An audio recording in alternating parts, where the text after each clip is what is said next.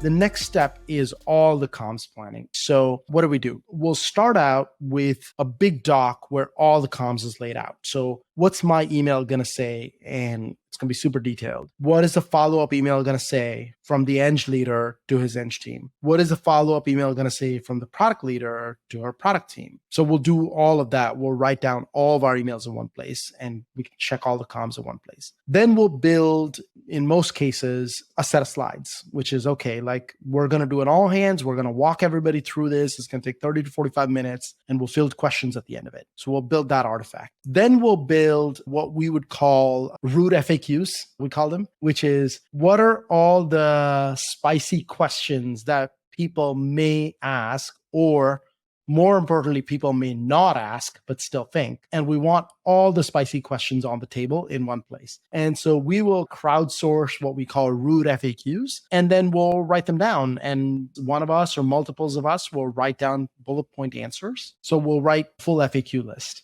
Then we'll write manager talking points, because you have to recognize that if you're doing this across hundreds of people, a lot of the conversations aren't going to be broadcast. A lot of the conversations are going to be small group conversations. They're going to be one-on-one conversations, and they're going to be facilitated or fielded by people who were not originally in the know and were not the original decision makers. So you want them to be equipped and armed with all the right context and all the right information. And so we'll build manager talking points too. And so at the end of it, you've got 3-4 different comms artifacts that we've spent days pulling together. And once we're ready with all of that, the final step is actually execution and comms on a broad basis. And so our general principle there is communicate in concentric circles. So in this particular case, this is about a year ago, we pulled in a slightly bigger group of people with like, let's say 48 hours to spare. Then we pulled in another group of people with direct impact. And direct impact means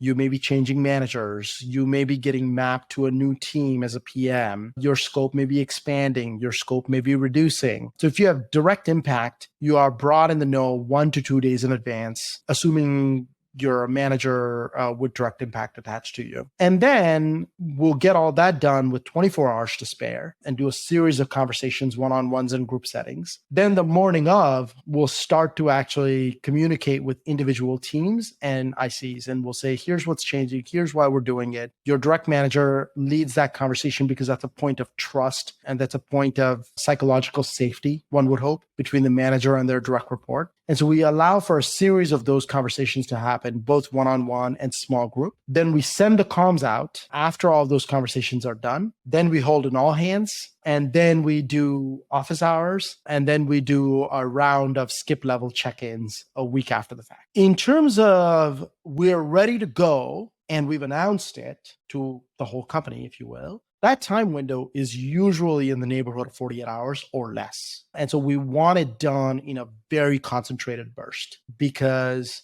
with so many people involved, despite everybody's best intentions, word starts to get around. And so the last thing you want is this kind of open secret where the rumor mill is in full flower and people's anxieties can get overrun. And then that's negative situation to be in. So we want a very concentrated burst. And if you are in one of these situations, like in those 2 days, my calendar is mostly cleared out.